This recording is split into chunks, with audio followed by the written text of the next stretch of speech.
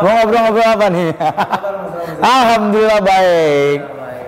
Ya sampai sekarang alhamdulillah karir masih tetap jalan di syuting TV masih setiap hari. Sekarang ada 2 program pagi sama malam.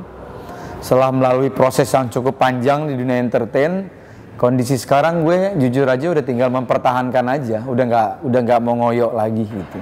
Udah tinggal mempertahankan apa yang udah gue raih.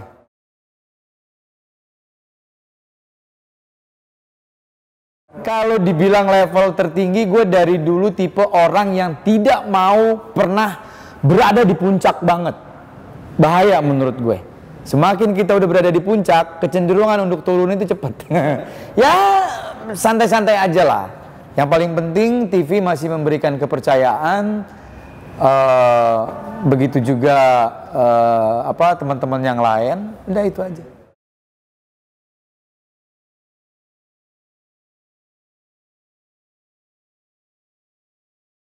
Oke, gini, gue lahir dalam kondisi yang persaingan waktu itu cukup ketat di awal tahun 2000-an, ya. Apa yang gue maksud persaingan cukup ketat? Ketika waktu itu untuk menjadi seorang public figure, untuk menjadi seorang artis, pemain sinetron, itu butuh seleksi yang cukup ketat. Bayangkan, gue waktu itu akhirnya berhasil mendapatkan kontrak eksklusif di Multivision Plus. Gak bisa dipungkiri waktu itu Multivision Plus menjadi raja sinetron dengan Pak Ram Punjabinya. Gue berhasil bermain dengan baik, akhirnya dikontrak eksklusif dengan mereka bertahun-tahun. Di awal 2001 waktu itu, ketika gue terlibat sinetron dengan Anjasmara dan Krisdayanti, sinetron Ramadan. Singkat cerita, gue lahir dalam kondisi sinetron waktu itu yang masih tayangan weekly, tayangan 1 minggu. Kita syuting setiap hari tapi nyantai polanya, tidak terburu-buru karena tayangannya seminggu sekali. Seiring perkembangan waktu, kalau nggak salah tuh awal mula 2008 apa 2007 sudah mulai berubah konsep sinetron, ya. Ada istilah stripping, tayangan setiap hari. Begitu juga akhirnya beralih ke program-program TV-TV yang lain. Sampai sekarang akhirnya stripping lah semua. Kita konsekuensi syuting berat, syuting harus tayang setiap hari. Kalau gue kan memang sekarang ini udah hampir 6 tahun lebih ini fokus di acara-acara TV. Live jam sekian, selesai jam sekian. Nah untuk teman-teman sinetron memang lebih berat lagi jujur. Karena mereka harus menyelesaikan cerita dengan durasi 1 jam sampai 2 jam. Menyelesaikan waktu itu syuting pagi, siang untuk tayang malam. Waktu itu gue pernah berada di kondisi itu. Gue syuting pagi buat tayang malam. Bahkan gue syuting itu abis maghrib, masih ada sisa 2 scene yang harus diambil gambar. Untuk tayangan nanti di sekitar jam 9, setengah 10. Kebayang nggak tuh kondisinya kayak apa? Jadi memang ya sekarang sudah industri. Jadi sekarang akhirnya mereka-mereka untuk menjadi artis ya lebih mudah karena tempatnya dibuka seluas-luasnya. Tayangan setiap hari. Orang lebih mudah untuk menjadi terkenal karena tayangan setiap hari. Itu TV, baik program TV maupun sinetron. Nah semakin kesini semakin luas lagi. Label artis ini semakin mudah didapat. Lu belum banyak karya, belum punya prestasi, baru main sinetron istilahnya scene 2 scene, terus aktif di sosial media, di Instagram, sekarang sudah bisa disebut artis. Kalau mereka masih bisa mempertahankan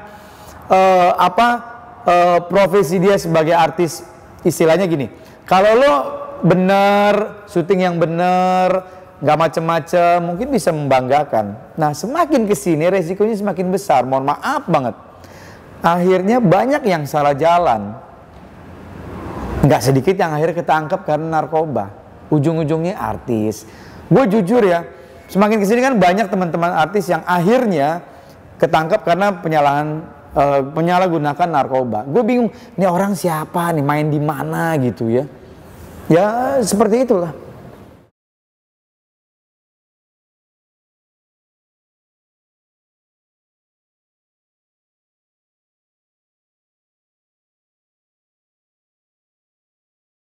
Nah jujur nggak sedikit nih teman-teman yang memang mereka akhirnya terciduk atau tertangkap oleh aparat kepolisian karena penyalahgunaan narkoba. Tidak sedikit mereka mengatakan ini buat stamina syuting. Nah sebenarnya menurut gue itu yang salah. Gue sangat tidak setuju. Jangan menjadikan narkoba atau barang haram ini sebagai komoditas vitamin dalam tanda kutip untuk membuat stamina terus nggak mudah lelah apa segala macam untuk rutinitas pekerjaan dia syuting. Itu yang menurut gue salah besar. Narkoba ya tetap narkoba. Kalau memang kita pengen hidup sehat, kita syuting lancar, kita berlomba-lomba membuat prestasi, ya harusnya tidak menggunakan narkoba itu, apalagi menjadikan alasan narkoba itu menjadi seperti kayak doping untuk bisa syuting. Karena mereka masuk ke industri. Itu yang tadi gue jelasin. Pola syutingnya itu memang sangat berat ya. Syuting harus setiap hari gitu, apalagi mereka-mereka yang terlibat di sinetron gitu.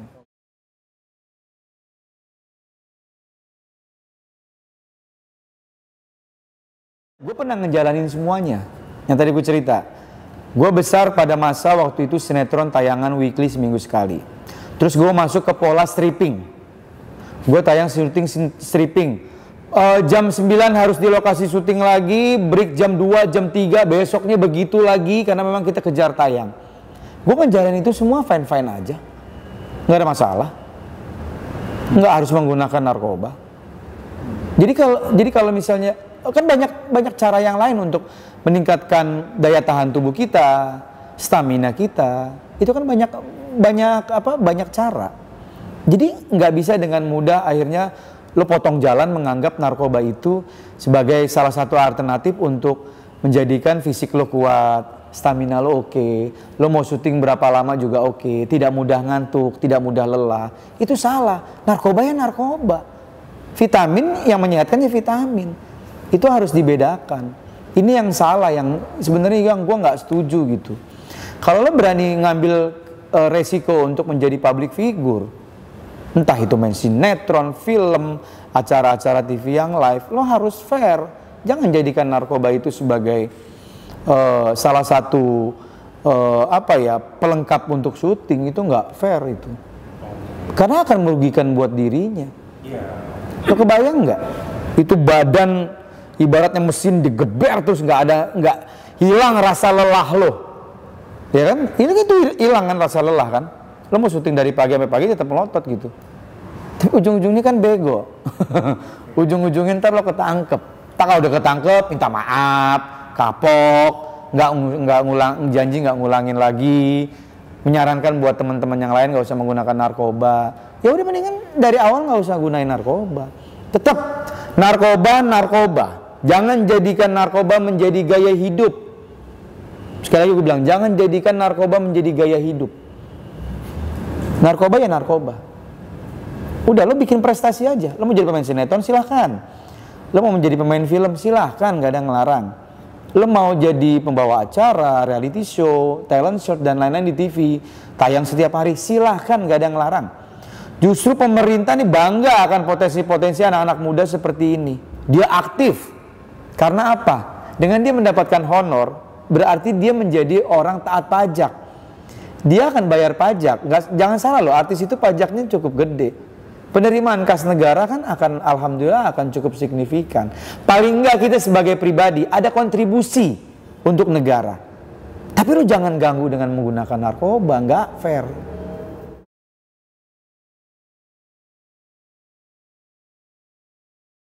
Ya nggak bisa. Sekarang gini deh, mungkin kalau ada yang nonton mereka masih menggunakan narkoba. Ala lo bawel lo ji, so tau lo kan nggak ngerasain. Gue udah pada tahap butuh nih, ya kan? Pasti kan orang beranggapan seperti itu. sudah menjadikan narkoba itu menjadikan kebutuhan. Ya nggak, ya kita nggak munafik juga lah ya. Kita nggak membuka mata juga. Bukan hanya public figure. Semua elemen masyarakat, semua profesi sudah akhirnya terlibat penyalahgunaan narkoba. Bukan institusinya yang salah, tapi balik lagi ke mereka pribadi, balik lagi ke pribadi masing-masing, baik artis, pejabat negara, anggota dewan, baik DPRD maupun DPR pusat, ya. Nggak menutup kemungkinan juga nggak sedikit pihak kepolisian, bisa jadi juga anggota BNN. Nggak, ini memang udah membahayakan sekali. Karena gue public figure, gue berhak berbicara seperti ini. Apalagi, alhamdulillah gue udah makan asam garam di dunia entertain, udah hampir 20 tahun lebih. Jadi nggak fair kalau menjadikan narkoba itu sebagai salah satu pelengkap untuk kalangan artis yang masih aktif. Gue lanjutin, mungkin tadi ada banyak yang bilang, lo so tau aja lo nggak ngerasain. Lah, pada saat lo mau menggunakan untuk pertama kalinya, lo kan punya akal sehat. Kita kan Allah ini menciptakan kita sama hewan, itu kan sama-sama ciptaan Allah. Hewan dikasih kaki, tangan, mulut untuk makan apa segala macam. Yang membedakan kita sama hewan itu otak. Allah juga menitipkan otak kepada hewan. Kita juga diberikan otak. Yang membedakan kita sama hewan itu akal. Kita diberikan akalnya oleh Allah sebagai manusia. Hewan tidak diberikan akal untuk seperti itu. Walaupun instingnya hewan ada, tapi kan kita ini diberikan kesempurnaan oleh Allah nih, oleh Maha Pencipta diberikan akal. Maksudnya apa sih? Ketika lo ingin menggunakan untuk pertama kalinya, akal lo harus bermain. Apalagi gue sangat sedih ketika teman-teman yang akhirnya ketangkap narkoba, notabene dia kepala rumah tangga. Dia kepala rumah tangga, dia punya anak. Image-nya keluarga baik-baik, keluarga harmonis. Enggak sedikit juga mereka yang ketangkep sebagai ibu, lo punya anak, lo punya suami. Ketika lo mau menggunakan pertama kali, kan lo tahu lo bukan orang bodoh. Narkoba itu kan memang, ya sekarang akhirnya mereka berbilang, lo kebanyakan ngomong aja, lo sok tahu. Gue udah butuh nih. Akhirnya narkoba kan memang penyakitnya begitu. Lo pakai sekali, 2 kali, 3 kali, udah jadi habit. Susah deh ntar akhirnya ngilanginnya. Nah makanya gue mau bilang nih, untuk pertama kalinya lo mau pakai, lo harus mikir, kesian bini gue, kesian anak gue, aduh karir gue gimana, gitu kan? Taruhlah nggak ketangkap, istilahnya selamat terus, tapi paling kan orang sekitar tahu lo menggunakan narkoba, bagaimana dong? Makanya tadi gue bilang, yang membedakan kita sama hewan, Allah menitipkan akal sama kita. Gunakan akal itu. Terkesan naif, terkesan sombong apa mulut gue, tapi gue faktanya punya berpikiran seperti itu. Ayo dong, kita harus fair. Ini udah membahayakan. Narkoba itu sudah pada tahap membahayakan. BNN bekerja keras. Sekali lagi BNN, pihak kepolisian bekerja keras supaya anak-anak bangsa ini nggak terjerumus sama narkoba. Polisi dan BNN mempunyai tugas porsi masing-masing. BNN mempunyai tugas yang cukup berat untuk gimana caranya bandar-bandarnya ketangkep. Gimana caranya, ini kan sumbernya kan dari bandar. Ini ada yang jualan, kalau nggak ada yang jualan lo mau beli di mana? Lo mau makan mie instan, nggak ada yang jualan lo mau beli di mana? Nggak ada nasi lagi, nggak ada mie instan. Nah ini kan BNN mempunyai tugas berat, gimana caranya bandar-bandar tertangkap. Gimana cara bandar-bandar jangan sampai memasarkan produk-produk narkobanya. Pihak kepolisian ya konsekuensi, ya tugasnya kalau ada yang ketangkap, kalau ada barang bukti, cek urin positif, ya mau nggak mau lo kena sanksi hukum gitu. Jadi balik lagi gue ke akal. Ketika lo mau menggunakan untuk pertama kalinya, manfaatkan akal lo yang Tuhan berikan untuk lo. Apa nih dampaknya? Kan nggak mungkin kita sebagai manusia menganggap, nggak tahu ternyata narkoba nggak boleh ya. Gue nggak tahu ternyata narkoba efeknya kayak gini ya. Kan nggak ada. Lo tanya anak umur 5 tahun sekarang juga udah tahu bahaya narkoba kayak apa. Sosialisasi udah di mana-mana. Jadi kita harus fair lah, nggak usah munafik lah. Kita udah sama-sama tahu, narkoba itu memang membahayakan. Buat diri lo, buat karir lo, buat keluarga lo. Gue nggak bisa dipungkirin keluarga besar gue ada yang satu, narkoba. Ujung-ujungnya mati. Emaknya udah sakit-sakitan, apa aja dijual. Kalau bisa genteng rumah dijual. Perabotan semua habis, jual-jualin buat beli narkoba. Makanya begitu. Baik dong, fair dong. Apalagi kondisi pandemi kayak begini, ekonomi lagi sulit. Lu mau belangsak, udah ekonomi sulit, pandemi masih menggunakan narkoba. Gimana urusannya? Gue bingung.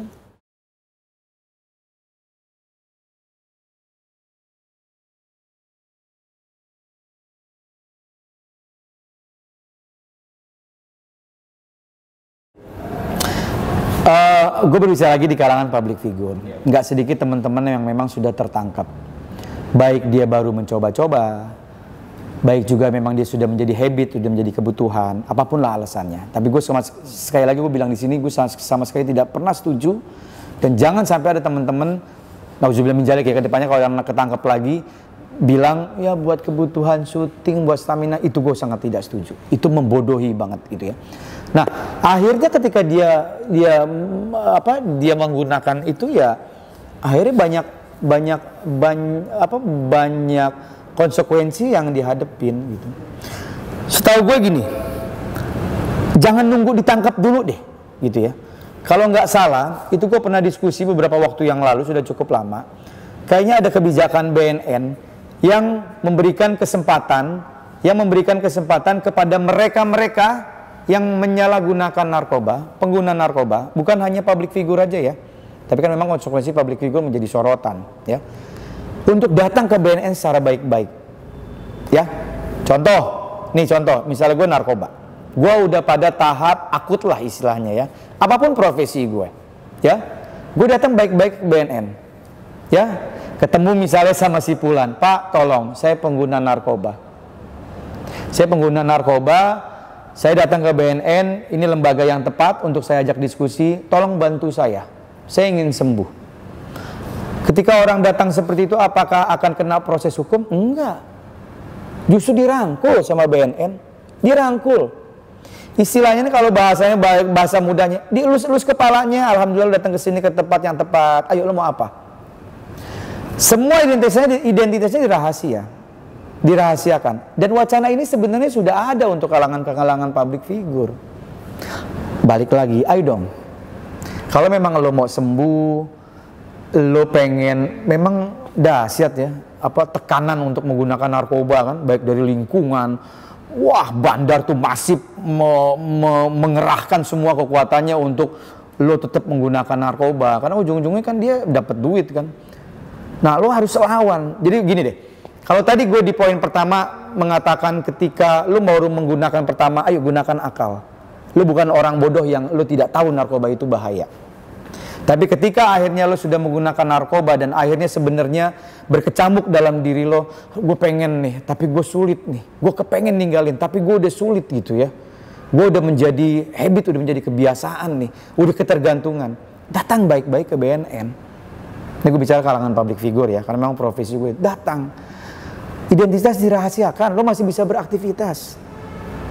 Nanti kan direhab, diobatin. Ini kan sakit nih, dia lagi sakit nih. Diobatin, gimana caranya. Kalau lo punya uang, keluarganya alhamdulillah mapan, terus lo punya sikap, gue memang benar-benar sembuh, datang BNN, istilahnya nih, gue bayar deh, yang penting gue sembuh. Apalagi ini gratis. Pakai lagi akal sehat. Semua udah dong, Allah tuh ngasih akal kita untuk digunakan. Siapa yang nggak tahu narkoba itu membahayakan? Udah nggak ada. Anak umur 5 tahun sekarang udah tahu narkoba itu bahaya. Jerak gitu. Gimana caranya ada efek jerak? Takut gitu. Wah takut gitu. Padahal kan itu sebenarnya harusnya tanpa ada efek jerak, kita harusnya udah sadar diri, udah paham ini memang bahaya gitu. Jadi semua BNN sudah mensosialisasikan masif dari pusat maupun ke daerah. Ya balik lagi sekarang tergantung diri kita. Poinnya yang tadi ya, Allah memberikan akal buat kita. Ketika lo baru menggunakan pertama, ini nggak bener nih, entar gue jadi belangsak hidup gue, mak bapak gue, aduh. Yang miris lagi udah mak bapak lo susah, nyari duit susah, tuh lo anak narkoba, bingung gua. Sebenarnya bukan karena faktor diri dia, memang lingkungan. Lingkungan itu cukup mempengaruhi. Lingkungan itu racun juga tuh, tapi tetap harus dari diri kita. Kalau diri kita menganggap lingkungan itu nggak benar, kita cabut. Kita cari lingkungan yang baik. Itu aja. Oke, teman-teman. Makasih saya udah kasih kesempatan untuk ngobrol-ngobrol, bagi pengalaman. Kenapa sih gue bisa berbicara seperti ini? Alhamdulillah, gue tidak ada track record mengenai narkoba. Jadi gue bebas menyampaikan apa aja. Buat teman-teman yang lain, yuk bismillah. Kalau yang masih menggunakan narkoba, ayo. Semua tergantung diri kalian. Kesian orang tua, kesian suami, kesian istri, kesian anak, kesian semuanya. Kalau mau datang ke BNN secara baik-baik, gratis, minta di edukasi dan minta untuk direhab. Terima kasih. Wassalamualaikum warahmatullahi wabarakatuh. Udah azan, waktunya sholat. Curhat sama Allah biar dijauhi dari segala macam bahaya narkoba.